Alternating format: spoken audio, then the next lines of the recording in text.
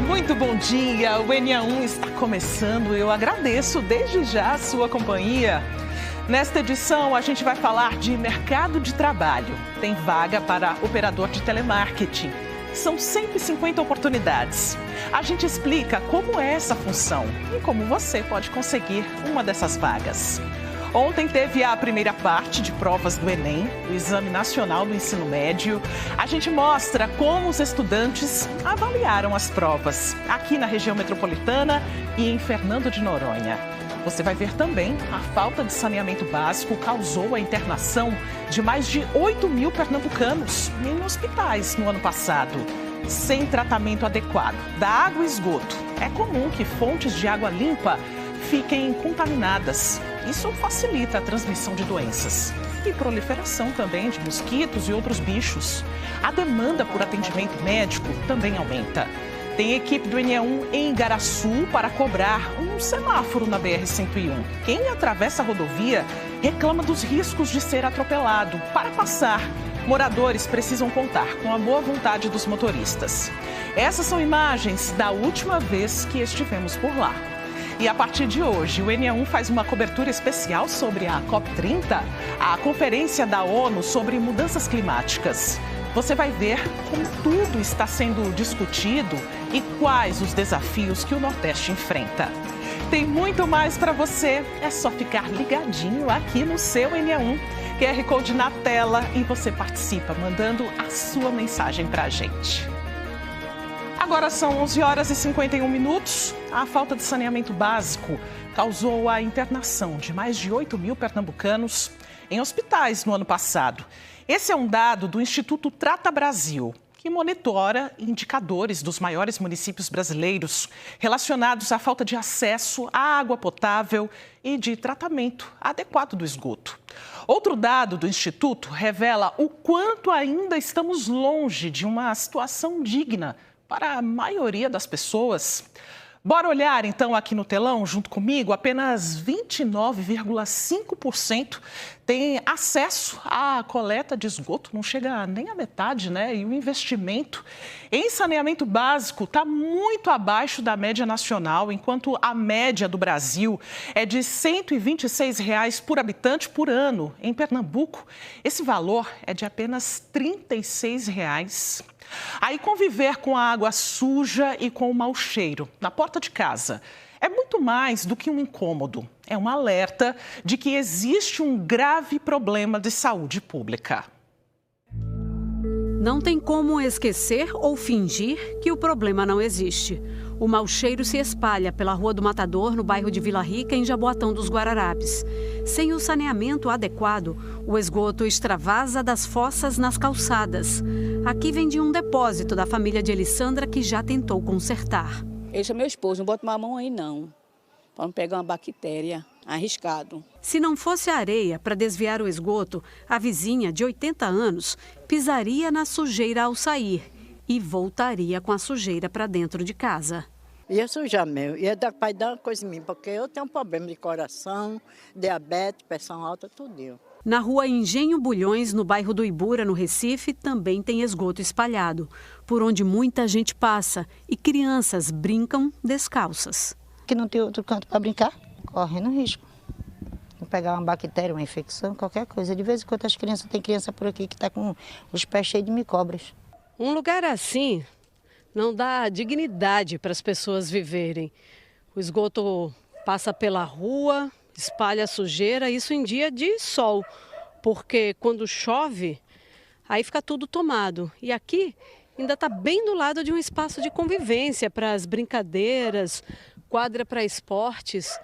Mas quando falta o básico, é a vida que fica em risco.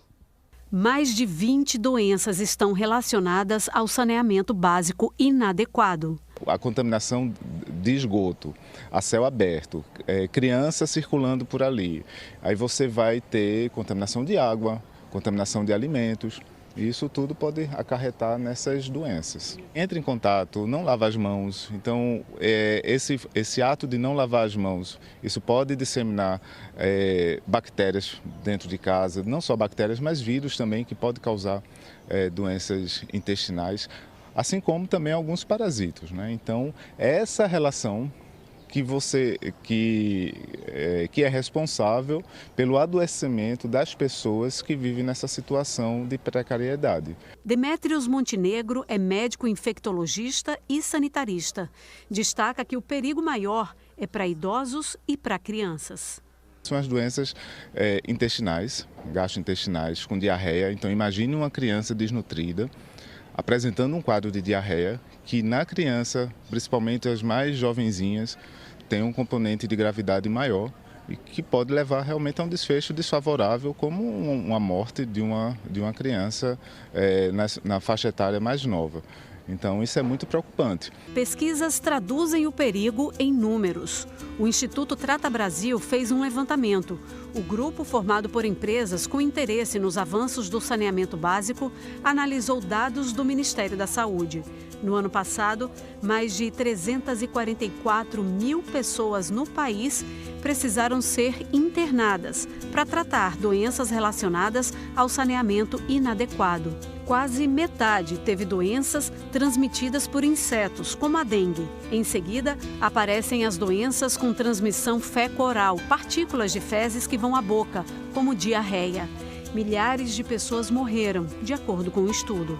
Tivemos mais de 11.500 mortes, né? Ou seja, ainda morre gente por doenças associadas à falta de saneamento básico, que é uma situação que poderia ser evitada se a gente tivesse acesso à água tratada e coleta e tratamento dos esgotos. A gente está falando de água tratada, disponível na nossa torneira 24 horas por dia, dentro dos padrões de potabilidade exigidos pelo Ministério da Saúde. A gente está falando do esgoto da nossa casa coletado, tratado, voltando para o rio dentro dos padrões exigidos, ou seja, a gente está falando do rio vivo, limpo, sem poluição, né? Então, isso é uma infraestrutura básica para que a gente possa tomar um banho, fazer higiene íntima, ter o cozimento dos alimentos de maneira adequada, poder exercer as nossas atividades do dia a dia sem ter que estar se preocupando, né, com o básico na nossa torneira. De acordo com o Instituto Trata Brasil, na região Nordeste, 74% das pessoas têm acesso à água tratada e 42% têm acesso à coleta de esgoto. Em Pernambuco, a situação preocupa os pesquisadores. No caso de Pernambuco, né, os dados do saneamento eles são um pouco piores da média da região Nordeste. Então, a gente tem 72% da população com acesso à água, apenas 29,5% da população com acesso à coleta de esgoto. E o investimento em saneamento básico ele é muito baixo, né? A gente está falando de uma média de investimento em Pernambuco de R$ 36 por ano para habitante, quando a média do Brasil é de R$ 126 por ano por habitante de investimento, né? O acesso pleno ao saneamento, né, ele reduz em 69% essa incidência dessas doenças. Então, são 140 milhões ao ano que as pessoas que residem no estado, que o estado economizaria, né, com custos associados a doenças relacionadas à falta de saneamento básico. A pesquisa mostra que 8.200 pessoas em Pernambuco foram internadas por causa das doenças relacionadas ao saneamento inadequado no ano passado. Ficou na 4ª posição com mais casos no Nordeste.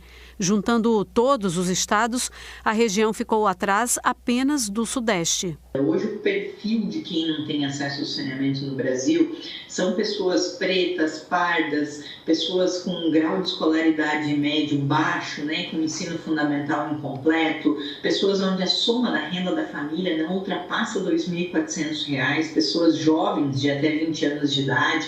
Então essas pessoas acabam tendo essa incidência maior de doenças e acabam não conseguindo ter uma maior produtividade, tanto na escola, no caso das crianças, quanto no seu trabalho, no caso dos adultos. Isso gera um ciclo vicioso de doença, de falta de desenvolvimento, né, e de futuro comprometido. Os números comprovam a necessidade de mudar essa realidade.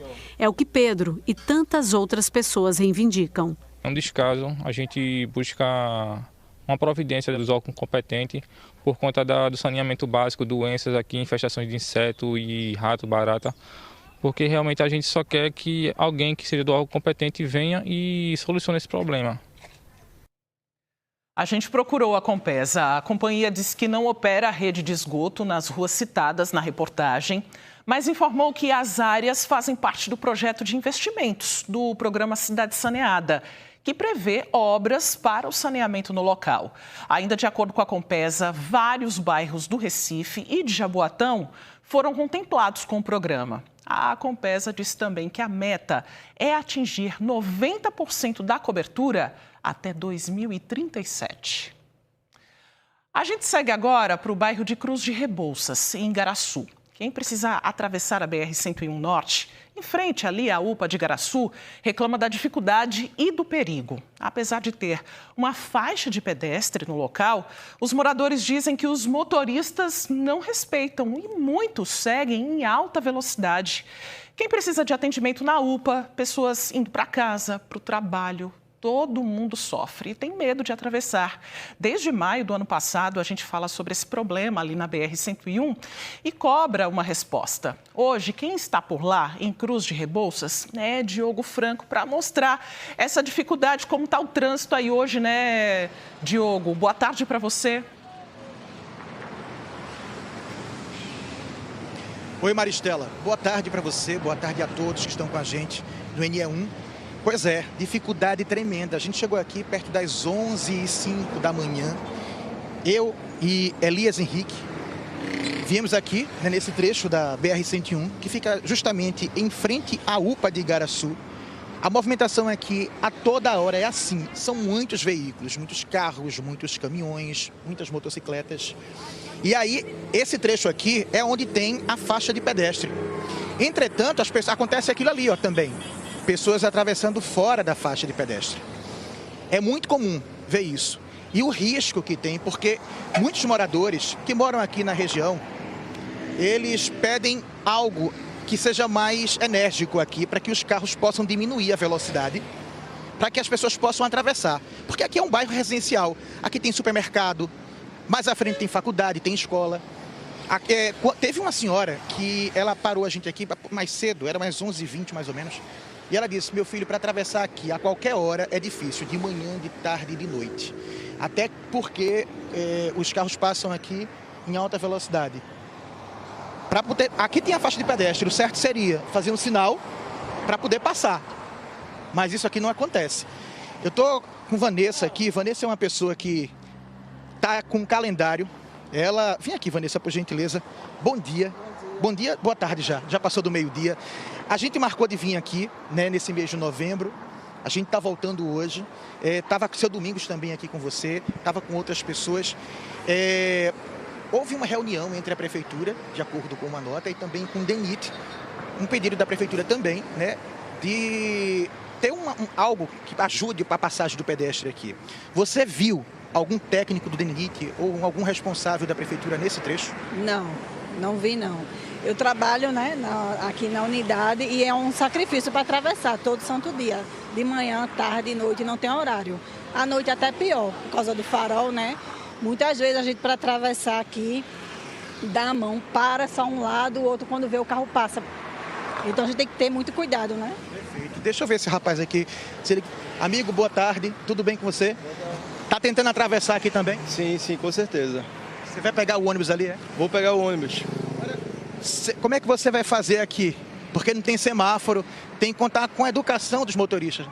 O jeito que eu faço é o mesmo, né? Eu espero reduzir aqui para eu poder passar correndo, me arriscando, mas é o jeito, senão eu vou perder o ônibus. E demora muito para eles realmente diminuírem a velocidade, porque eu vejo que eles passam em alta velocidade aqui.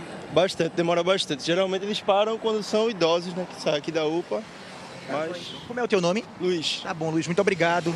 Tenha uma excelente segunda-feira. Pois bem, a gente está aqui desde o ano passado. Vamos relembrar como é que foram as visitas do calendário aqui em Igaraçu. Estivemos no dia 28 de maio de 2024, pela primeira vez mostrando os problemas dos pedestres na BR-101 Norte, em Cruz de Rebouças e Igaraçu. Quem precisava passar para ir para a UPA de Igaraçu ou para o trabalho reclamava das dificuldades em atravessar a rodovia. Carros circulavam em alta velocidade e não respeitavam a faixa de pedestre. Muitas pessoas se arriscavam para conseguir cruzar a pista. A última vez que fomos por lá, na BR-101, foi em 7 de agosto deste ano. Conversamos com o Domingos, que é cego. Ele trabalha na UPA de Igaraçu e tem muita dificuldade em chegar ao trabalho.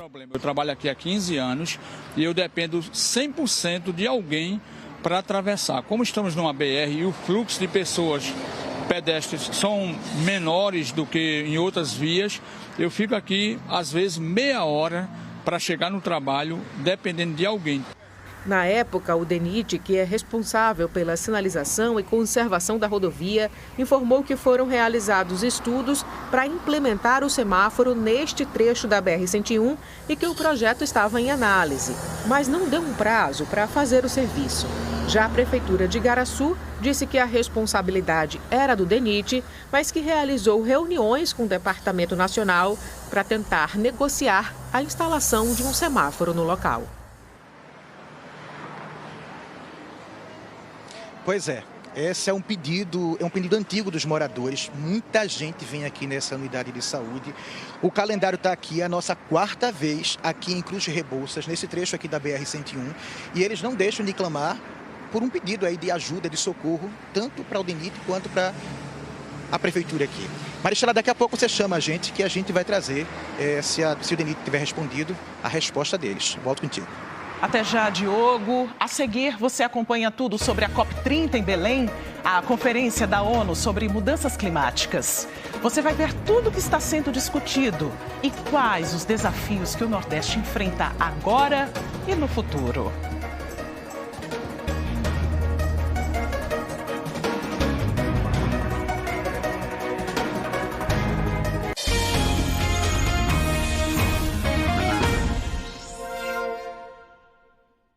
A partir de hoje, você acompanha com a gente uma cobertura especial, direto de Belém do Pará. Começou a COP30. A COP30 é a conferência da ONU sobre mudanças climáticas. Chefes de Estado e de governo, representantes de movimentos sociais e ambientais, estão reunidos para falar do futuro do planeta, o nosso futuro. E a gente acompanha tudo que está sendo discutido, destacando os desafios que o Nordeste enfrenta. Gustavo Ferreira e Fátima Teles estão na capital paraense para trazer tudo para a gente.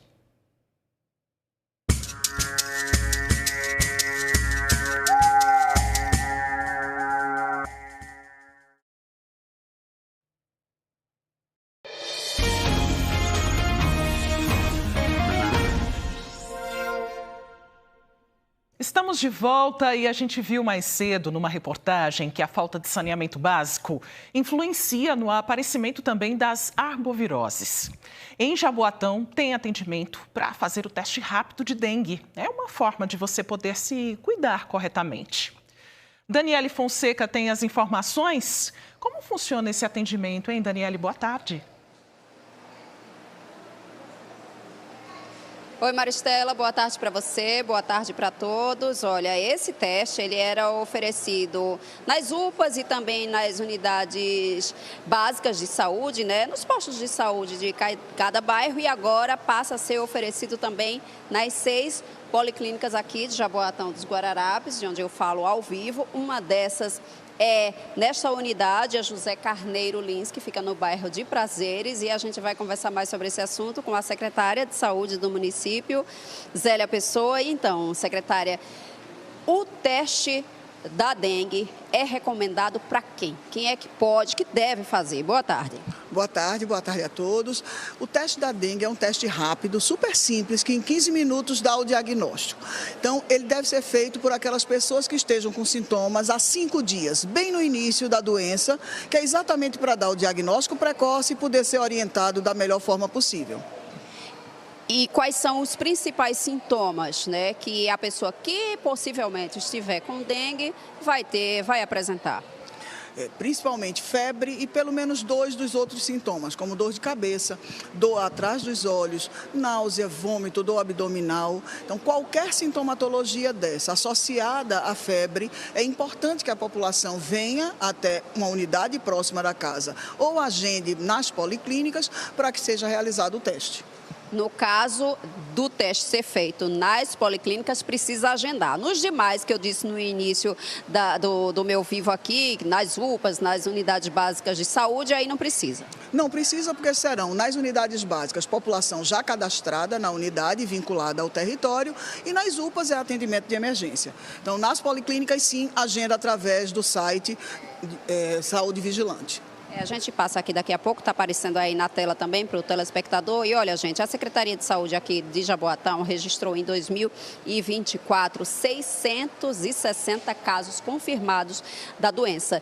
E até outubro deste ano foi para 1.170, um aumento de mais de 77%, secretária. Um alerta também para as pessoas evitarem, né, o acúmulo de água, para evitar também o aparecimento do mosquito transmissor das arboviroses. Exatamente. A gente convoca a população a ajudar a gestão pública, abrindo suas casas aos nossos agentes de endemia, mas também realizando a vacinação da dengue nos adolescentes de 10 a 14 anos. A vacina contra a dengue está disponível em todas as unidades de saúde em todo o município de Jaboatão. Qual foi a necessidade dessa ampliação, secretária? O serviço sendo oferecido agora nas policlínicas também, né? O teste.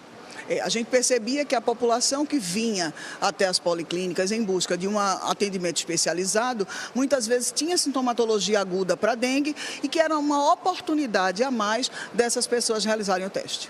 Secretária, muito obrigada pela participação. Gente, o site para agendamento, tá, para fazer o teste da dengue nas policlínicas de Jaboatão dos Guararapes é o saudevigilante.jaboatão.pe.gov.br. Maristela. Obrigada, Daniele, pelas informações. E no bairro de Cruz de Rebouças, em Igaraçu, moradores estão preocupados com a falta de sinalização em um trecho da BR-101 Norte. É uma região movimentada, tem comércio, unidade de saúde. Eles dizem que sem sinal de trânsito por lá tem sido bastante complicado, até mesmo perigoso, né, passar pela BR. O responsável pela sinalização no local é o Departamento Nacional de Infraestrutura e Transporte, DENIT. Diogo Franco está por lá, está conversando com os moradores, com quem passa também, né, Diogo? O DENIT respondeu alguma coisa? Não, ainda não, Maristela, mas eu já tenho algumas informações que a nossa produção entrou em contato hoje por volta de 9h30 da manhã e a informação que nós tivemos é que eles pediram um prazo a mais para poder responder sobre essa situação aqui na BR-101. Uma coisa que me chama a atenção é o atravessar aqui, Maristela. É o seguinte, deixa eu começar com Dona Cessa. Vem cá, Dona Cessa, por gentileza. Dona Cessa é uma das trabalhadoras aqui perto e me chamou a atenção do atravessar aqui, porque ela é a pessoa que ajuda o idoso, o estudante. Desde 2010 tem essa unidade aqui, né, da UPA. E desde 2010, então, a movimentação aqui está maior, né, Dona Cessa? É verdade, é. Aqui a gente mais ou menos faz pena quando vê cadeirante, pessoas, idosos que ficam aqui, para e a gente vai, tá vendo de lá, que eu sempre estou ali na UPA, aí eu venho, atravesso, porque faz pena mesmo. É situação precária, alguns param. Não vamos dizer que não, mas tem alguns que param, mas para um parar, e tem que pedir para o outro parar, e tem uns que não param. Semana passada ia tendo, quase que tinha um acidente aqui com uma mulher, porque ele passou com toda mesmo. Uns parou e outro não parou. Um lado para da faixa e o outro lado não para. Aí é complicado. Dona Cessa, muito obrigado e que a senhora continue ajudando também outras pessoas, tá? A gente tem que ajudar o próximo, porque a gente não sabe o amanhã, né? Exatamente. Ajudar o próximo. Aqui, os moradores pedem uma solução, né? Que seja uma faixa de pedestre, que seja uma passarela. Vanessa, a gente marcou para vir agora em novembro. Vamos virar o calendário aqui para o ano que vem? Acho que está aqui no finalzinho. Vamos marcar para daqui a 3 meses, para a gente voltar. Então, eu vou marcar aqui. Você concorda da gente voltar aqui no dia 10 de fevereiro? São 3 meses. Então, deixa a gente marcar aqui. 10 de fevereiro. Desculpe, como? Espero que resolvam, né? Porque faz tempo que a gente chama e ninguém faz nada. Pois é, e é um pedido, é um pedido antigo, né? Isso. Antigo. Porque desde que a unidade existe, ninguém faz nada, né? Para a população e até para os próprios pacientes que sofrem, né? Existe a nota que a gente recebeu da última vez que estivemos aqui em agosto. O DENIT disse que ia enviar técnicos para poder avaliar aqui. Os moradores disseram o quê aqui? Eu não vi falar nada que vieram, não. Porque aqui fica todo dia a gente passando, a gente não vê nada, né? Muito obrigado pela sua entrevista. Você continue aí com o calendário. Bem, a gente vai continuar acompanhando aqui o calendário. A gente vai voltar no dia 10 de fevereiro e os moradores continuam cobrando uma solução para poder fazer uma travessia segura aqui na BR-101 em Igaraçu. Maristela, volto contigo. Diogo, não é a primeira vez que passamos por aí, né? A dificuldade é muito grande, tem comércio, tem unidade de saúde, muita gente atravessando aí a pista, correndo perigo. O DENIT pediu mais um prazo, a gente está de volta em fevereiro para ver como é que está a situação de quem mora aí na região, quem passa, circula aí diariamente. Seguimos pelo trânsito, vamos para outros pontos. Para a BR-101, no centro de Abreu e Lima, já temos imagens aqui na nossa tela para você, pertinho ali da Praça São José, né? Neste trecho passam os motoristas que vêm de Goiânia, Igaraçu, seguem na direção de Paulista e Recife. Estamos vendo a movimentação aí em Abreu e Lima, que é bastante intensa. Agora, neste horário, trânsito um pouco lento, 12h30. Bora continuar pela BR-101, mas de um outro ponto. Quero te mostrar o bairro da Cidade Universitária, em frente ao Hospital das Clínicas. No lado direito, os motoristas estão sentido Várzea e Curado. No lado esquerdo, que está bem mais congestionado aí, muito engarrafamento, né? Os motoristas vão sentido Avenida Caxangá e também para o bairro ali da Macaxeira. Agora a Avenida Recife, na sua tela, no bairro de Areias. Na saída da Vila Cardeal e Silva, no lado direito, os motoristas estão sentido Cidade Universitária. No lado esquerdo, sentido Imbiribeira, os motoristas que estão passando por aí estão sem dificuldades, trânsito livre aí na região. Início de semana, muita gente em busca de emprego, né? Nós separamos algumas oportunidades disponíveis na Casa do Trabalhador. Bora ver aqui junto comigo. Na nossa tela, já tem aí as 25 primeiras vagas para você que é carpinteiro para trabalhar no Recife. A escolaridade não é exigida, mas se você tiver 6 meses de experiência, já pode se candidatar a uma dessas oportunidades. Tem vagas também para estofador de móveis para trabalhar em Igaraçu, são 2 vagas. É preciso ter o ensino médio completo e 6 meses de experiência na função. Vagas também para você que é orientador de tráfego para estacionamento, para trabalhar na capital pernambucana. São 6 oportunidades. Basta ter ensino médio completo, 6 meses de experiência no currículo. Vai lá e se candidata, boa sorte para você. Tem vagas ainda para a Caixa, para trabalhar no comércio, fim de ano agora, né? Para trabalhar lá em Camaragibe. Uma oportunidade. Se você tiver um ensino médio completo, 6 meses de experiência, já pode se candidatar. Para essa vaga, o salário foi informado, tá? É de R$ 1.651,80. Vai lá no cedep.pe.gov.br que tem outros detalhes sobre essas e outras vagas. E na Agência do Trabalho de Pernambuco existem também 150 vagas para telemarketing ativo. Quem explica para a gente sobre essa função é Joabe Alves. Oi, Joabe, boa tarde para você. Oi, Maristela, muito boa tarde para você, boa tarde a todos. Olha, é uma área que a gente sempre acompanha e vê que tem muitas oportunidades, com muita frequência, né? São justamente esses profissionais, que ligam para as pessoas oferecendo serviço, tirando dúvidas também e algumas situações que recebem muitas reclamações. Eles vão lá e tem que ter todo um jogo de cintura para conversar, explicar, né, para aquele consumidor. E a gente vê a gente está nessa empresa que fica aqui na área central do Recife. Muita gente trabalhando, inclusive muita gente que conseguiu a primeira oportunidade, porque é uma área que não precisa ter experiência. Na maioria das vezes, né, as empresas ali contratam e aquela pessoa não precisa ter nenhuma experiência. Eu vou conversar aqui com essa colaboradora. Seja bem-vinda, boa tarde. Boa tarde. Qual é o teu nome? Adriane. Adriane, me diz uma coisa, quantas ligações por dia, geralmente, você recebe por aqui? 37, 40 ligações. Mais ou menos. E como é teu dia a dia aqui de trabalho? É tranquilo. A gente só precisa lidar bem com as demandas e como conversar com os consumidores. Porque às vezes eles chegam insatisfeitos, né, com as operadoras E aí a gente precisa ter um jogo de cintura para conversar com eles.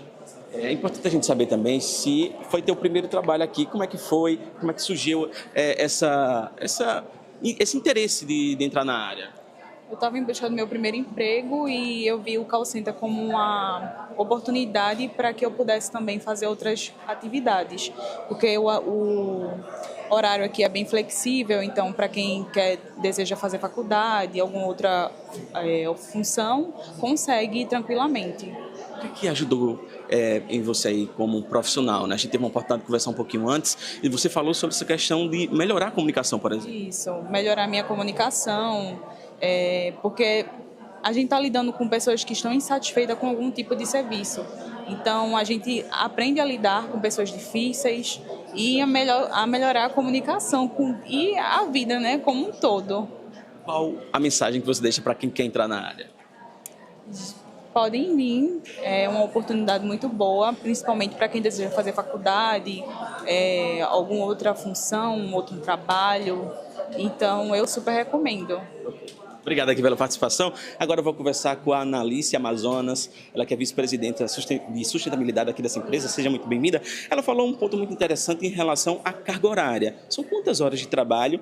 E é interessante que o colaborador ali acaba conciliando com outra coisa, né? Isso, são 6 horas de expediente. Nós temos expedientes que se iniciam em vários momentos do dia, então é uma carga horária e uma estrutura de mercado de trabalho que facilita muito o jovem que quer estudar também, enfim, que tem outras ocupações. Quem tiver interesse de entrar na área, o que é que deve fazer aqui?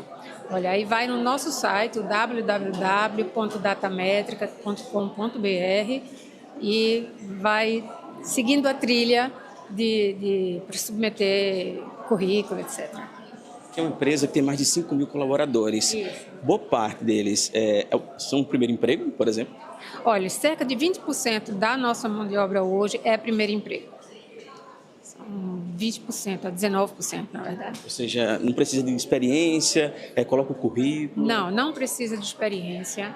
Eles precisam ter o ensino médio completo, ter muita vontade, né, de aprender, querer aprender a trabalhar. Eu acho que essa é a grande oportunidade.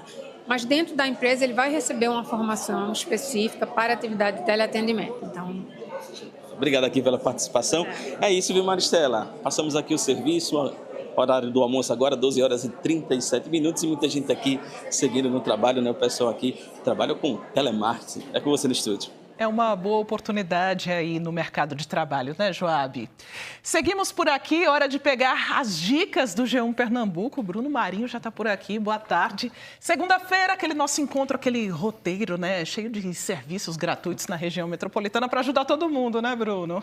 Verdade, Mari. Boa tarde para você e para todo mundo ligado aqui com a gente no NE1.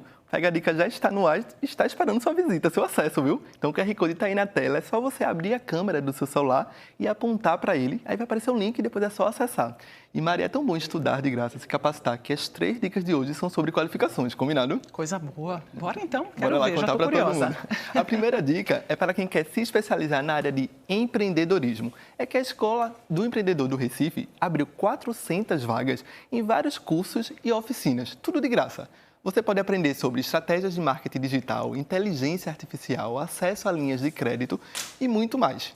As aulas são sempre pela manhã em 2 unidades da escola, que fica aqui no bairro de Santa Amaro, no centro do Recife, e é localizada em Boa Viagem, na zona sul da cidade. Agora só, dependendo do curso que você escolher, as aulas já começam amanhã. Então não perde tempo não. Vai lá no G1 e pega o link para você fazer a sua inscrição. Corre que ainda dá tempo. Verdade, Mari.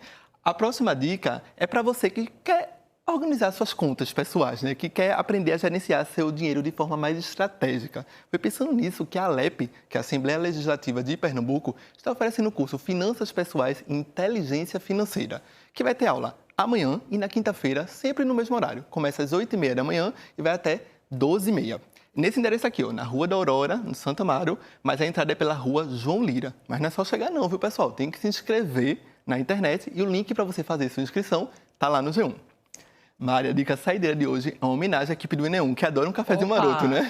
Bom demais. Então, se você gosta de café tanto quanto a nossa equipe, você pode se inscrever aí no curso sobre iniciação a café especial. A aula começa no sábado, dia 15 de novembro, e vai até 22 de novembro, aqui na Casa de Jurema Sagrada Fé Tanidé, que fica em Paulista, no Grande Recife. E você pode fazer sua inscrição na internet até quarta-feira. E para pegar o link para se inscrever e também para conferir, né, Mari, muitas outras dicas tão boas quanto estas, você já sabe o caminho, g1.com.br/pe, ou então faz melhor, abre a loja de aplicativo do teu celular, digita G1 e baixa o nosso aplicativo, que é de graça, né, Mari? Bom demais, eu topo esse cafezinho, hein? Tem especialistas aqui na equipe do ENE1. Obrigada, até a próxima semana. Valeu, Boas Mari. dicas, Bruno. Obrigado, tchau, tchau. Gente. Tchau, tchau.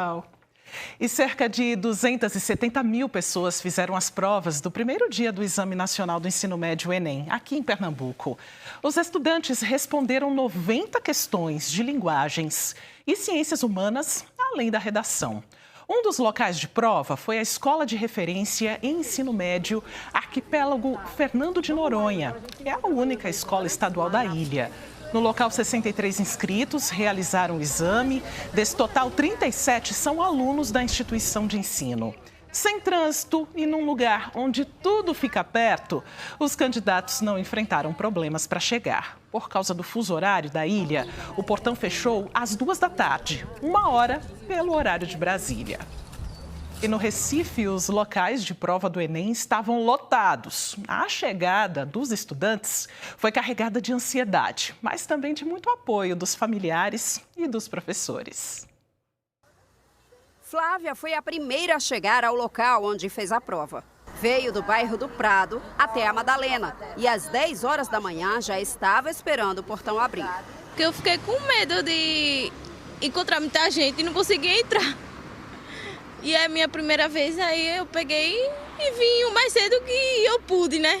1.189 pessoas fizeram prova no bloco C da Uninassal, na Madalena. Emily também foi uma delas. Já cursa enfermagem numa faculdade particular. Quer tentar uma vaga na Universidade Federal de Pernambuco. Hoje eu já sou estudante da área de saúde, mas a gente continua aí tentando o sonho de todo estudante, que é passar na Federal.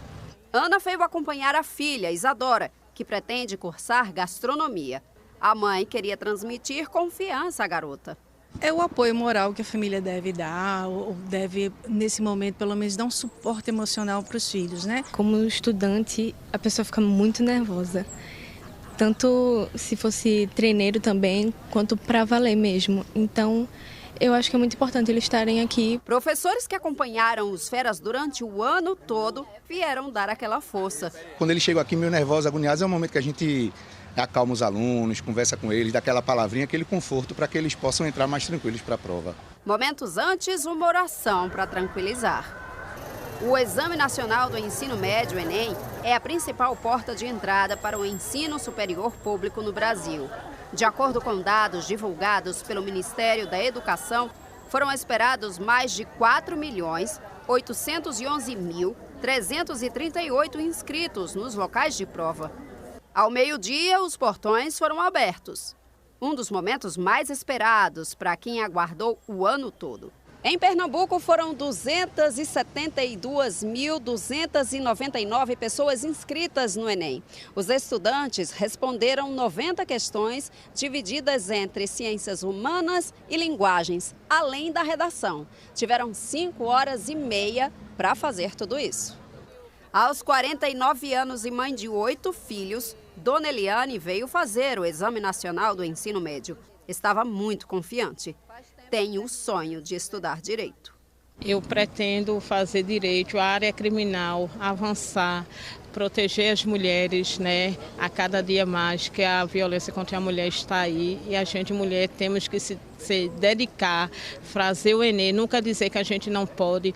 Teve gente chegando no limite do horário e à 1h em ponto os portões foram fechados para as provas que começaram à 1h30.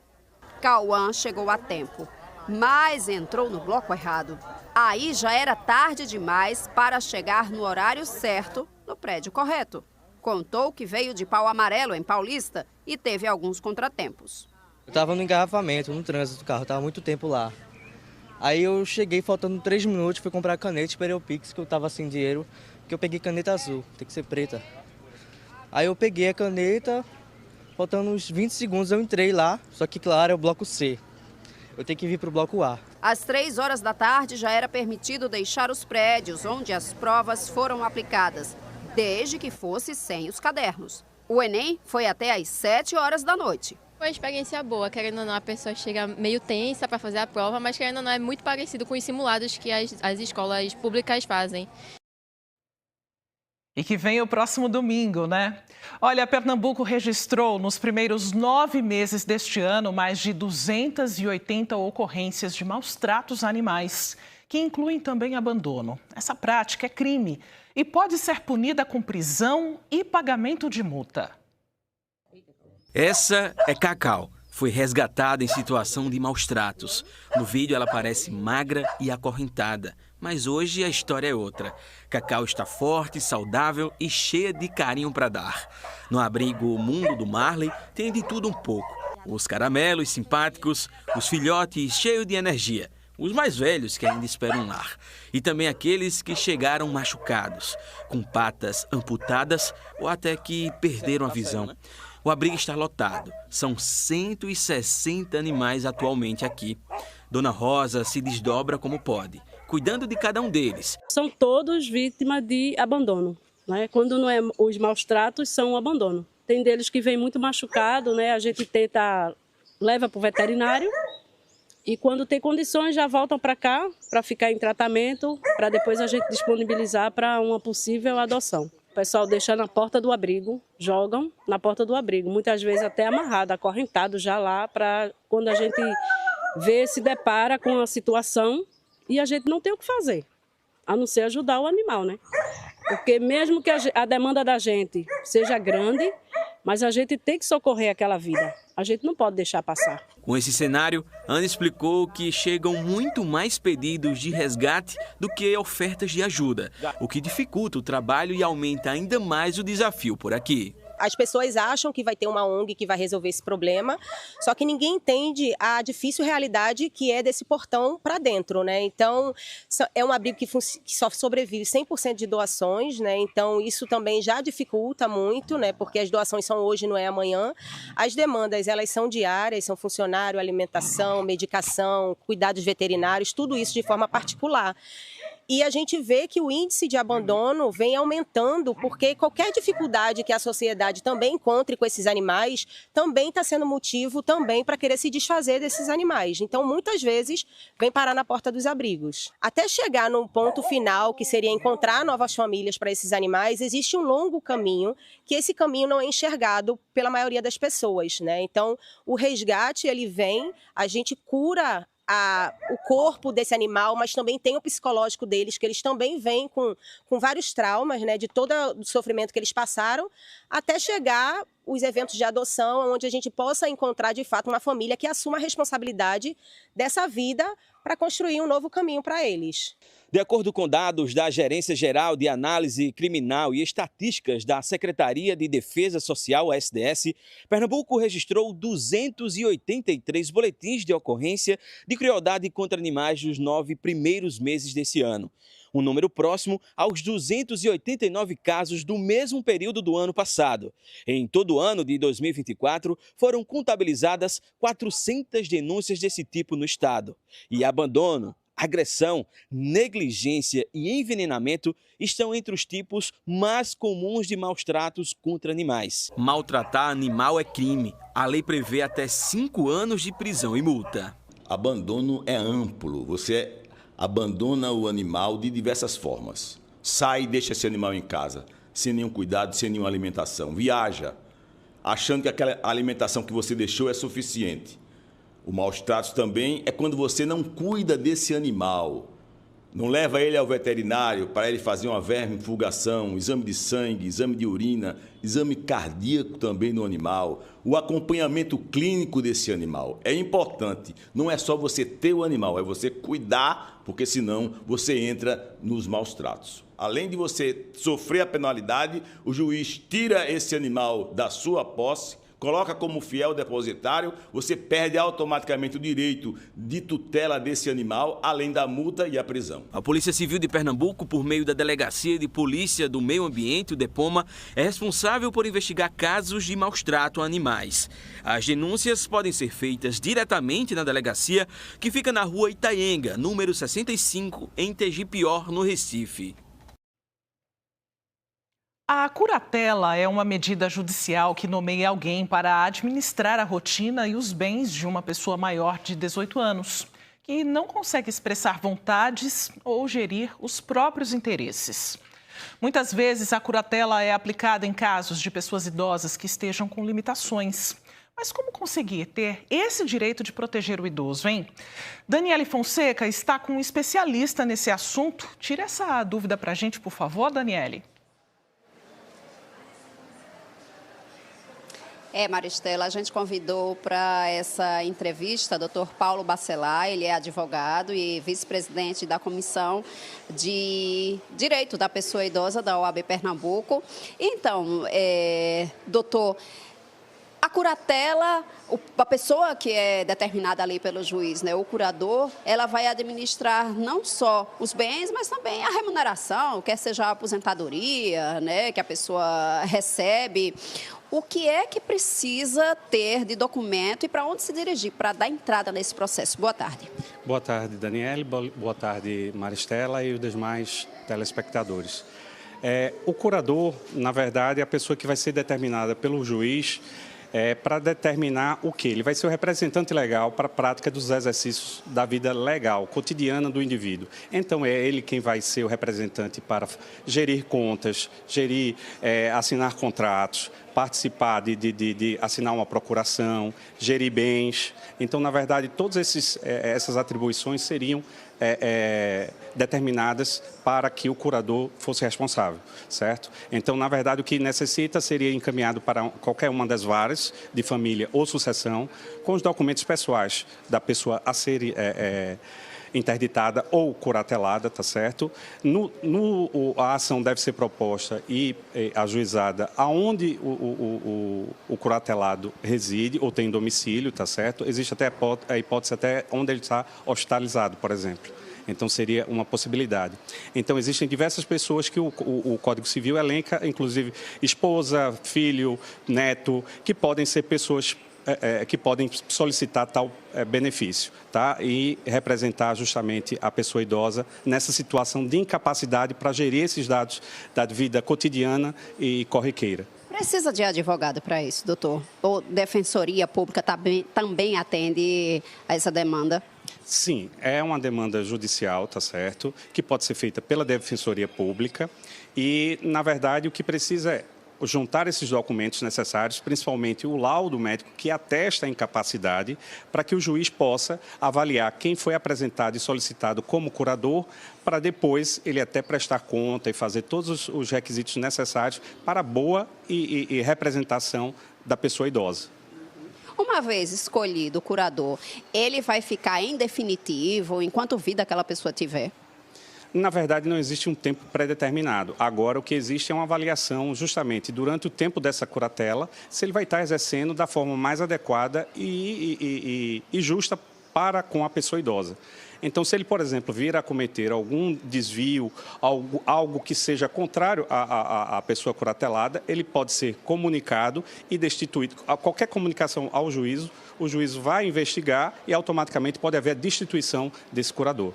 Existe fiscalização em relação a isso, doutor? Ou conta-se muito com o apoio de quem convive, de quem está ali por perto, de olho, atento àquela situação, para saber se o curador está, de fato, fazendo bom uso daquele patrimônio para benefício do próprio idoso, se for o caso de um idoso, né? Ou qualquer outra pessoa que tenha necessidade disso?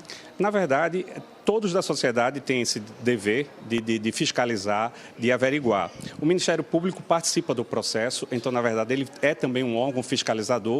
Os parentes do curatelado também têm essa capacidade de pleitear e até mesmo qualquer membro da sociedade poderia fazer uma denúncia a chegar aos ouvidos do magistrado, ele poderia automaticamente providenciar a investigação desses fatos, o encaminhamento ao Ministério Público e tomar as medidas que forem necessárias para apurar qualquer infringência. É uma situação atrelada a outra, a interdição do idoso como a providência da curatela?